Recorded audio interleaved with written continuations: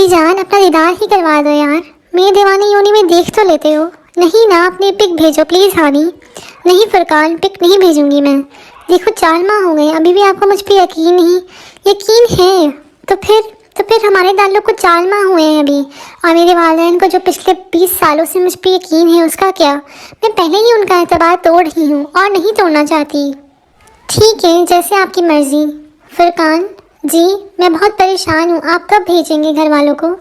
बस 1 साल और इंतज़ार कर लो, मेरा BS कंप्लीट हो जाए, फिर ले जाऊँगा आपको। ठीक। परेशान क्यों हो हानी मेरी जान? अम्मी जान ने बताया है कि अब्बू ने मेरा निकाह कज़न से करने का फ़ैसला किया है। ये नहीं हो सकता हानी, आप बस मेरी हैं, आप रोकें इन्हें। हाँ, मैं रोक लूँगी, अब्बू मेरी हर बात मानते हैं। ऐसा नहीं होना चाहिए, कभी नहीं। मैं तो मर जाऊँगा हानी, अल्लाह ना करे आपको कुछ हो। फरकान को ना जाने क्या हुआ था, देर से रिप्लाई आने लग गया। पहले की तरह वो चाहत ना नज़र आती। हानी ने बहुत पूछा तो उसने बताया कि घर में कुछ मसाइल चल रहे हैं, तो इसलिए थोड़ा परेशान हूँ। हानिया भी परेशान रहने लग गई। अम्मी से इसने कहा कि मैंने अभी निकाह नहीं करना, लेकिन इसकी अम्मी ने कहा तुम्हारे बाप का हुक्म है, इन्हें बहुत मान है तुम पे, तुम इनकी बात नहीं टालोगी। एक तरफ बाप का मान था तो दूसरी तरफ अपनी मोहब्बत। किसको अपनाती, किसे छोड़ती?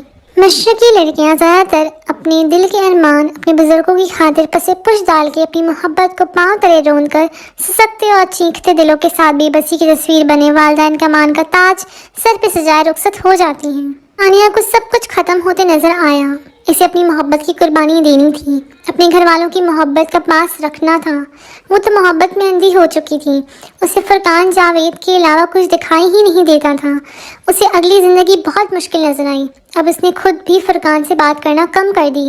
इसे अब इस ख्वाब को अपनी आंखों से नोच के किसी वीराने में फेंक आना था। इसने अपने दिल का हर वो रास्ता बंद कर दिया था जो फरकान जावेद तक जाता था। वो बेबस हो चुकी थी। फरवरी का महीना था और वो बागीचे में उदास बैठी थी।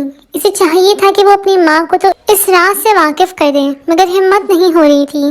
इसमें हिम्मत ख़त्म हो चुकी थी। अब इसने सोच लिया था कि वो घर में बता देगी फरकान के बारे में, अपनी मोहब्बत के बारे में। फरकान से भी इसने इसरार किया कि वो भी अपने घर बताए और अपने वालिदैन को उसके घर भेजे। फरकान ने भी उम्मीद दिलाई थी कि वो बहुत जल्द ये करेगा। अगले ही दिन समिया फुप्पो आ गई।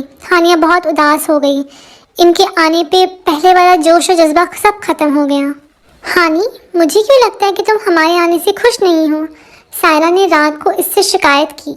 नहीं यार, तुम्हारा वहम है। भला मैंने क्यों खुश नहीं होना?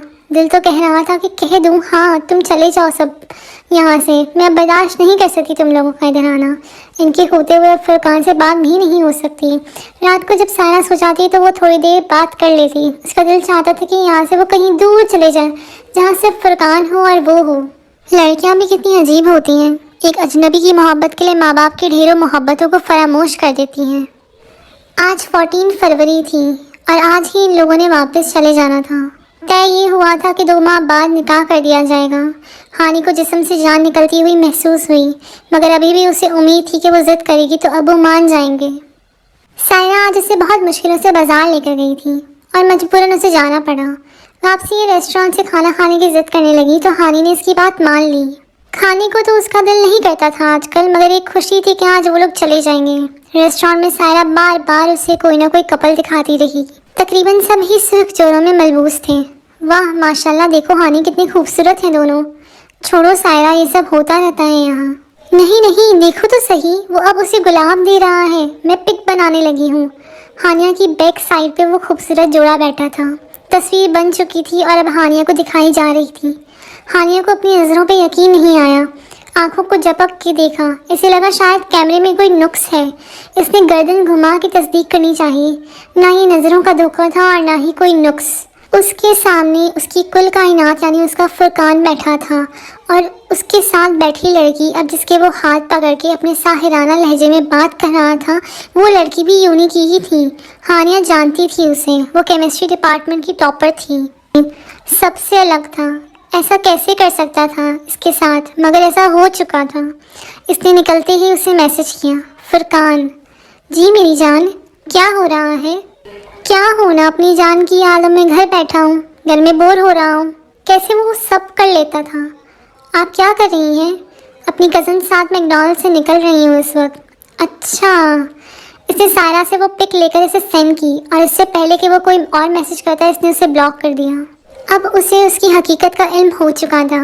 वो सब खुदकुशी वाला ड्रामा था, नाटक था, सिर्फ और सिर्फ उसकी तवज्जो हासिल करने के लिए। अब वो जान गई थी कि वो इससे यूनी में क्यों नहीं मिलना चाहता था, ताकि उसका मान कायम रहे। जिन लड़कियों को वो बेवकूफ़ बना रहा है उन पे उसका राज ना खुले। अब उसे समझ आ रही थी कि क्यों वो उससे देर से रिप्लाई करने लग गया था। काश ये सब कुछ पहले मालूम हो जाता। काश। आज 5 दिन हो गए थे वो यूनी नहीं जा रही थी और आज उसने अपनी माँ को सब कुछ बता दिया। आसिफ साहब जो उसकी खैरियत दरियाफ़त करने आ रहे थे वहीं रुक गए। इनका मान टूट चुका था, मगर उन्हें हिम्मत से काम लेना था। यहाँ उन्हें रवायती मर्द नहीं बनना था, अपनी बेटी को हौसला देना था। वो आगे बढ़े और हानि को गले से लगा लिया। बेटा, तुमने हिम्मत से काम लेना है। अब तुमसे जाने अनजाने में जो गलती हो गई सो हो गई, मगर मैं तुम्हारे साथ हूँ। तुमने चुप नहीं रहना। अब ये सिर्फ तुम्हारी नहीं बल्कि तुम जैसी और लड़कियों की इज्जत का सवाल है। कुछ भी हो जाए अब तुम इसे सबके सामने बेनकाब करोगी।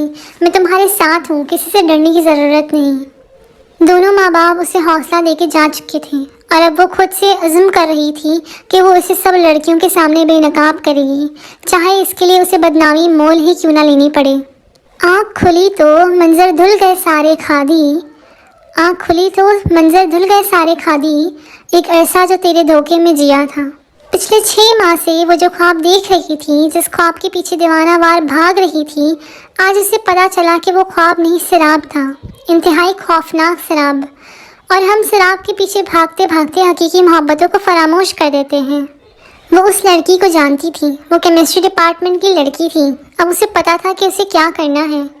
उसे इस लड़की को इस दरिंदे से भी बचाना था और इसके शराब से, और इस जैसी बाकी लड़कियों को भी आगाह करना था कि खुदारा इन झूठी मोहब्बतों के पीछे अपने माँ बाप को धोखा ना दो। जो तुम्हारी किस्मत में लिखा जा चुका है वो मिल के रहेगा हर हाल में। अब इसे किसी का डर नहीं था कि दुनिया की इतनी बड़ी ताकत उसका बाप उसके साथ था। उसने अल्लाह से माफ़ी मांगी और शुक्र अदा किया कि उसे इस शराब से हकीकत का इल्म हो गया।